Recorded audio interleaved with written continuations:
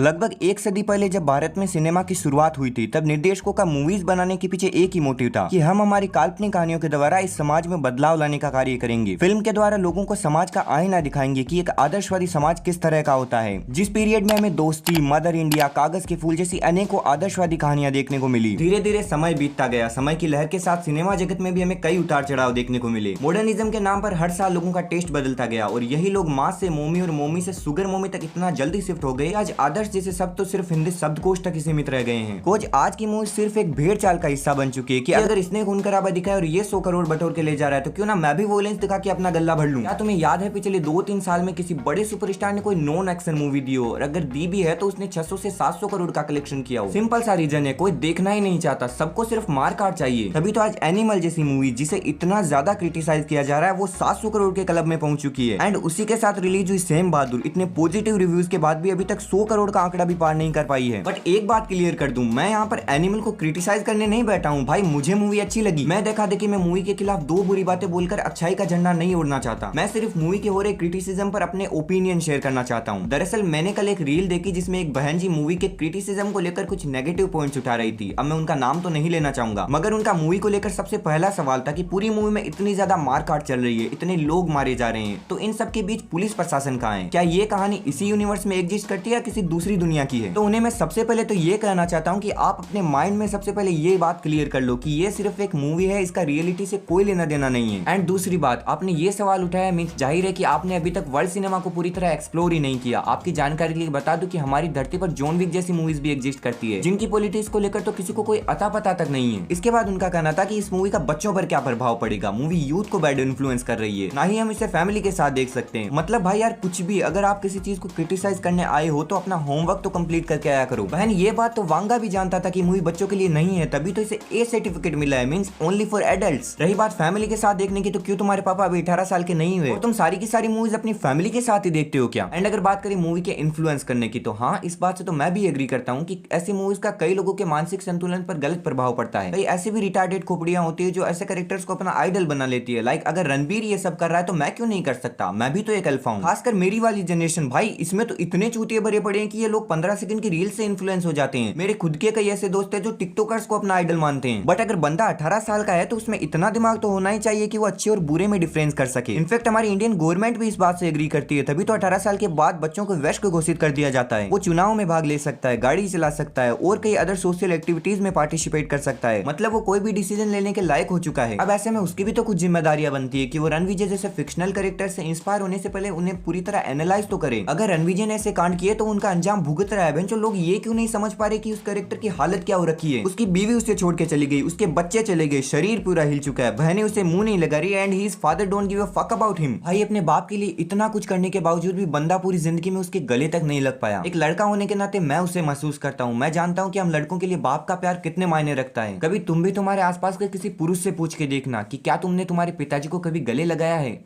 बंदा जवाब में 100% रो देगा। उसी तरह जैसे मूवी की एंडिंग में रणबीर कपूर रो रहा था, उससे पहले भी जब वो स्टेयर्स पर बैठा था तब मुझे रियलाइज हुआ कि मूवी का नाम एनिमल क्यों है। कोस कहानी के अंत तक आते थे रणवीर जी का कैरेक्टर किसी एनिमल से कम नहीं था। उसकी जिंदगी तो जानवरों से भी बदतर हो चुकी थी। वो सब कुछ तो खो ही चुका है, प्यार, परिवार, मगर कहानी अभी यहीं खत्म नहीं होती। अभी तो बॉबी देओल के भाई उसकी जान मारेंगे, या यूं समझ लो उसके खुद के भाई मारेंगे। जिस तरह एक भूखा जानवर शिकार में रिश्ते नहीं देखता, ठीक उसी तरह रणविजय और उसके भाई बदले की भूख में इस बात को भूल चुके हैं कि उनकी नसों में एक ही खून दौड़ता है। अब ये लोग जानवर नहीं है तो और क्या है? And that's why Sandeep Reddy Vanga called it animal park. And अगर अब भी कोई रणविजय जैसा बनना चाहता है तो बहन चो बनो, because end of the day तुम्हारी स्टोरी है, तुम इसके हीरो, तुम्हें कोई नहीं रोक सकता। उसके बाद उन बहन जी ने तृप्ति के जूता चाटने वाले सीन पर भी आपत्ति जताई और मूवी के वॉयलेंस को लेकर भी काफी ज्यादा आध्यात्मिक ज्ञान दिया। जहां वॉयलेंस की बात पर तो मैं यही कहना चाहूंगा कि आपको इससे दिक्कत हो रही है क्योंकि आपने अभी तक रियल वॉयलेंस देखा नहीं है। कभी गांवों में भाइयों के बीच होने वाली जमीनों का बंटवारा देखना तुम, तब तुम्हें पता चलेगा असली वायलेंस क्या होता है। बात रही तृप्ति वाले सीन की, तो उसमें वांगा ये बताना चाहते थे कि अगर कोई औरत प्यार कर रही है तो वो कितना शिद्दत से करती है। बंदी अपने प्यार के कारण चंद दिनों पहले मिले रणबीर का जूता चाटने को तैयार हो गई। This is the power of love, this is the beauty of love. मगर इस सीन का ये मतलब ही नहीं निकल रहा है कि मर्द टॉक्सिक होता है या फिर आदमी गलत होते हैं, बिकॉज रणविजय तो है ही बुरा। आप उससे अच्छे की उम्मीद ही क्यों करते हो? He is an fucking animal. मैं उससे एक्सपेक्ट भी नहीं करता कि वो उस औरत की इज्जत करेगा। इंसान जैसा है उससे वैसी उम्मीदें लगाया करो, अच्छा रहेगा, क्योंकि उम्मीदें अक्सर दिल तोड़ती हैं। बट आप चाहे एनिमल को कितना भी क्रिटिसाइज कर लो, एनिमल में रणबीर का कैरेक्टर वो है जो हर मर्द बनना चाहता है। कौन अपनी बहन के लिए खड़ा नहीं होना चाहता? कौन अपने बाप के लिए नहीं लड़ना चाहता? कौन अपनी फैमिली को प्रोटेक्ट नहीं करना चाहता? चाहता, हम सब यही तो चाहते हैं। एक असली मर्द अपनों के लिए यही तो जीता है। सबके सब रणविजय जितना मजबूत बनना चाहते हैं कि कोई मेरी माँ, मेरे बाप, मेरी बहन के ऊपर उंगली उठाए तो मैं उसका मुंह तोड़ सकूं। इसीलिए तो रणविजय कोई विलन नहीं है, वो एक टाइप ऑफ एंटी हीरो है जिसके इंटेंशंस तो प्योर हैं, बट बंदे का काम करने का तरीका थोड़ा गलत है। वीडियो के एंड में मैं बस यही कहना चाहूंगा कि किसी भी आदमी को गलत बताने से पहले बेहतर यही होगा कि आप उसे बेहतरीन तरीके से जान लें।